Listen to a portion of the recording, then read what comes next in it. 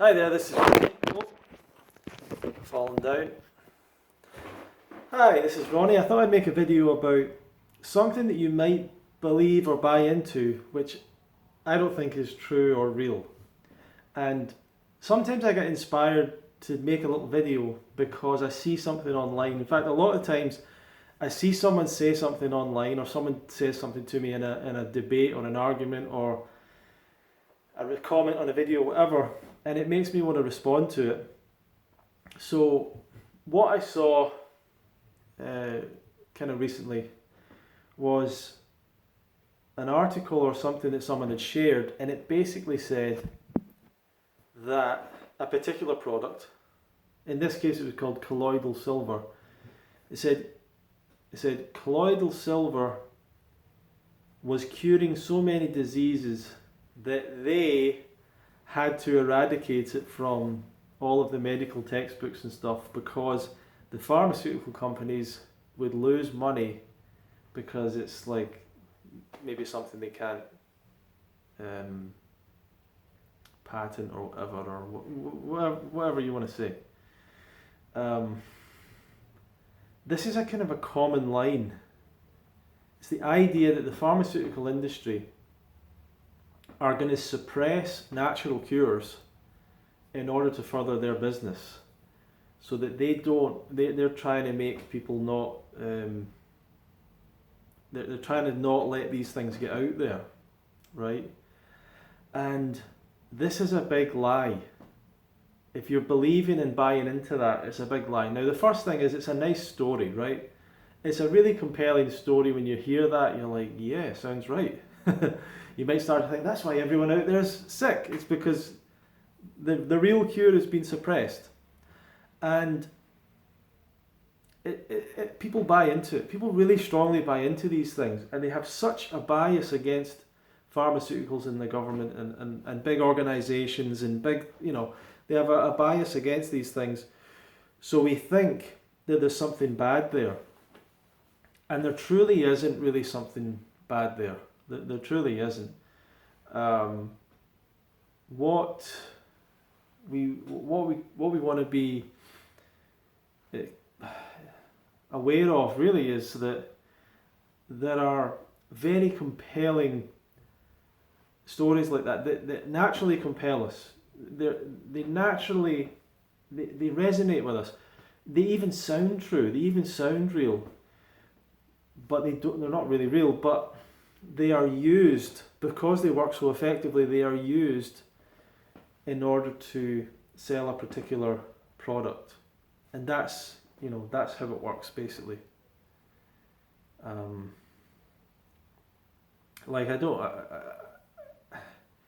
don't know if that disappoints people or whatever, that the reality is much more boring than these stories that come out. But it's wrong on a couple of levels. The pharmaceutical companies, for a start, this idea that they only make money out of things that they patent is not right. It's not correct. They make money out of things they can't patent either. And at the end of the day, there's all sorts of different pharmaceutical companies. Some of them are just making, I'm assuming, okay, I've not researched the industry, but some of them will just make the product. They don't sell the product to the public. So they're just there to make the product. The product is then taken maybe by a number of different companies, marketing companies and different brands, maybe Tesco, Walmart, things like that. They'll take it and they'll put their own brand on it. And they'll sell it to their customers, right? So the pharmaceutical company, it doesn't matter that it's not something that they own. They simply have the ability to make a lot of it, and they have the connections to sell it through. So they're still making money of it. It doesn't matter that it's through Tesco or Walmart or whatever. So the pharmaceutical company doesn't necessarily need that, but they might have the brand. Like I don't know, probably like what's that thing? Viagra, like that's a brand, right? So it's owned by Pfizer or a particular company. So there's things like that. Now, whether they actually patent, this is the other thing. So there's two approaches to this. They don't really have to patent it. They could just create the strongest brand in the industry around it. So they could just create the brand and put the time and effort into doing that, and then dominate the market anyway, then have a virtual monopoly anyway. So they don't need to have a monopoly through, through patent. And a lot of patents aren't like particularly strong, right? I'm sure that industry is full of lawsuits and stuff with people copying different things and all that. But if we really get into it, we have to think about how it's always more complex. There's more to it than that. It's not like they just find something patented and they make something unnatural. And they don't make the thing unnatural to patent it. Right? It doesn't necessarily work like that either. That they're trying to, like, and that's the other thing, like, all these thoughts are coming to my mind, a bit disorganized with this, but aspirin is aspirin is out of patent, right? That doesn't mean they don't keep selling it and making money from it. There's lots of things that were invented 50, 60, 70 years ago. The patent is gone on it. Anyone can make it and sell it. But these massive companies are going to make money out of it anyway, so it doesn't matter if they can't patent it. I mean, that's probably part of it. But, you know, the idea, and this is the other delusion, it's the idea that, for example, it's the idea that they force something on people rather than it's people that choose it. For example, everyone knows that you can get more vitamin C by eating oranges. Every single person knows that, virtually. But people still will take vitamin C pills. It's because, whatever, people choose that. They don't want to eat an orange, right? I don't know why people don't want to eat an orange, but that's their choice. So they create things that people actually are willing to buy. And that's why this whole supplement industry is there, and vitamin industry. It's not because the products are actually doing anything. I mean, it's no benefit to you to eat vitamins. To eat vitamins, you should have them in your food. It's really no benefit to you to have these pills. Maybe unless you're like seriously deficient, but people don't get vitamin C deficiency basically anymore, even with pretty bad diets. So it's driven by what people want, and it's driven to a degree what doctors want as well. And what doctors don't want, and this is a big point, is they don't want to use some kind of rare plant.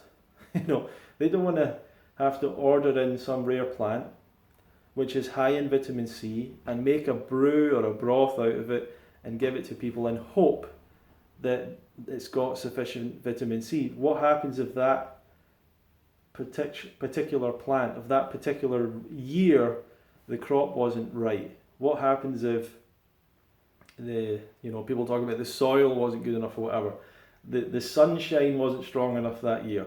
There's so many inconsistencies in using herbs as medicine. There's a lot of inconsistencies, but a lot of these medicines and medicines basically, and drugs, they're derived from plants, right? They're derived from these things. So they are derived from things. You could use the original version. In some cases, not for everything, but I think like aspirin, I don't know, I think there's some kind of tree bark out there that aspirin originally comes from. So you could go and eat tree bark, It's that kind of thing. You could go and eat tree bark instead of taking aspirin. You could, I don't know what it is that's in Viagra. I don't know what it is that's in a whole bunch of different things, but you could eat 50 flowers from a particular part of the world to get some effect to do something else on you. You could, another option, instead of drinking coffee, you could have the cocoa, whatever it is where coffee comes from. You could eat the leaves or whatever. if you want to have that caffeine effect. So you could do all these things, but you're not gonna, and most people wouldn't, right? So if doctors want that effect on a person, then it's easier to do it in a tablet or pill form because people are more likely to take it and all sorts of things. What are the other points with this? Yeah, I just think people are buying into these things, these ideas. And the colloidal silver one is funny. I was at a Mind Body Spirit fair a couple of months ago, and I was there, and a friend of mine bought me a reflexology session with a guy that was like a Buddhist monk, Tibetan Buddhist monk. Very nice guy, compelling guy. Did a lot of weird stuff, to be honest. Like his reflexology didn't seem that great, and he was doing some really painful things, which I didn't like. But he was like, "Oh, you've got something in your shoulder or this or whatever he was saying, and this will get it out." And it was just sore. I was just thinking, this is not right, you know. I was having to like brace myself for this pain. So that was funny. Bracing myself for pain. So anyhow,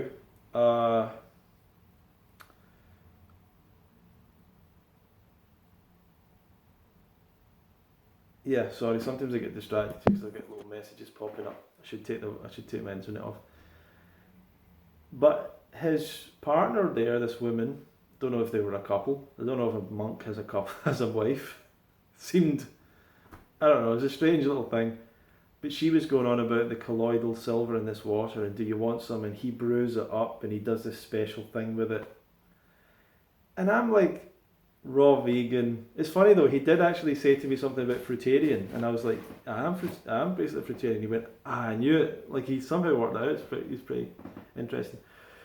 But she was talking about colloidal silver, and I kind of said, well, you know, silver wouldn't really get in your body, so I'm not really sure how it would have any effect on anything. If you just have metal, your body's not going to like absorb the metal.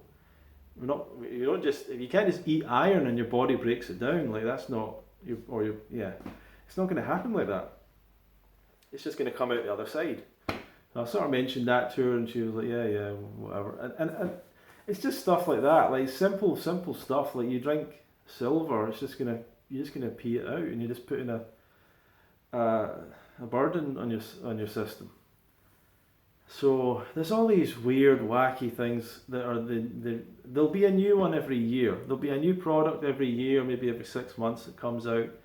Probably all these. This is the real conspiracy: is that these natural health companies get together and around a table and say, which one of these things are we going to pretend to everyone is actually going to be healthy for them, right? And then they say, okay, this year it's colloidal silver. Another year it's I don't know, goji berries one time. Another year it's apricot kernels. And they use the exact same marketing plan every year. The pharmaceutical companies have suppressed this from you. That's compelling. I want to hear more about this. You know, it's been hidden from me. It's compelling to your nature. So that is the real conspiracy. They're actually conspiring to sell you these things that don't really have any impact. They almost never have any science or anything behind them. And then they say, well, it's a natural product, that's why the pharmaceutical companies don't sell it, blah, blah, blah. There's another truth, which is another lie, and the pharmaceutical companies actually have created products that have meant that they had to give up other products. And if you can imagine it, there's not just one company. So if I have a pharmaceutical company, why would I not make something that destroys the need to have X company's drug? Why wouldn't I create something that's the better drug or the better alternative? Why wouldn't I find, if it was a natural solution, why wouldn't I try and promote that just to hurt the other company, just out of competition, you know? So the idea that they're suppressing natural cures and all that is unlikely to be true. But the other thing is, but they're not going to broadcast that the raw food diet is going to work for your diabetes better than insulin for type 2. They're not going to broadcast that. It's not in there. It's obviously out of line with their business interests. But so it's our job. It's our job to start spreading this information to more and more people. And gradually people will change, and people will eat more fruit, and people will get healthy. And that'll take time. It's like saying that it's McDonald's fault. It's not. We just have to convince more and more people to make healthier choices. And the truth is, McDonald's will change.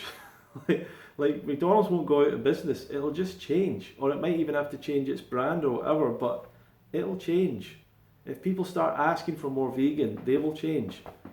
If pharmaceutical companies, if people don't buy them anymore, don't use them, and start eating oranges instead of taking vitamin C tablets, they'll stop selling them. They'll go to something else. They're not there to force people to do things.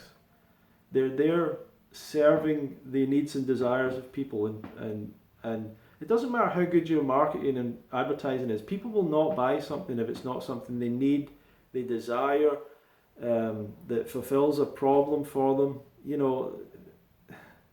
that they'll use. Like it's never from that perspective of we're forcing these things on people. So I just think that you should get rid of these ideas and stay away from these distractions. I always try and say, like, get away from distractions and focus on, your diet's the biggest thing, and all these random little things that you can take. I don't know if, I personally assume that they don't have any impact, whether it's herbs, whether it's vitamins, whether it's supplements, I basically assume that none of them, I start from the assumption that they don't do anything. And when it comes to things like colloidal silver and things that claim to be medicine, I'm just going to assume that they don't do anything. Once again, that they don't work. Why wouldn't we know that they work? Why wouldn't the idea that a doctor's not going to prescribe it, or the pharmaceutical company? And that brings me to the last point. This is a bit of a disorganized video, but let's keep going with it. A doctor, let's say, I don't know, I don't know enough about these situations, but let's say Chris Kendall falls off his motorbike. He's one of the healthiest guys in the world, but he breaks his leg and nearly dies coming off a motorbike. He gets rushed to a hospital, and they have to put whatever, anaesthetic or something, or they need to do various things. So they need to put different drugs in him and maybe some things. I don't know what they had to do. Imagine if instead of using a drug, they used like herbs or something, right? Or whatever it is. So there's some herb out there that will anaesthetize you. So Chris is rushed into the hospital. They're like, Chris, it's good to see you're still conscious and still alive. We've got like a massive dose of herbs we'd like you to consume, and maybe you'll be anaesthetized. like that's a ridiculous thing to do. What you want is absolute certainty that you've got a particular thing that's going to have a particular effect, and that they can measure it, and as it's going in, whatever, they can measure the things that are happening to the body and go, right, okay, let's take it away, a little bit less, a little bit more. Okay, he needs a bit more for his particular metabolism or whatever. It's like you can't just have a random amount each time. It needs to be very specific and measured, and that's the thing about drugs over herbs and blah blah blah. It's measured. It's really measured. So keep that all in mind, right? Keep it all in mind. Thank you very much for watching. Just focus on the real things that work. Changing your diet, exercising, getting around good people, improving your life, getting out into nature, all these simple things. And all the gimmicks and things, we want to hold on to these things. We want something that does it for us, but we need to realise we need to make the changes ourselves. So thank you very much, and we'll see you in the next video.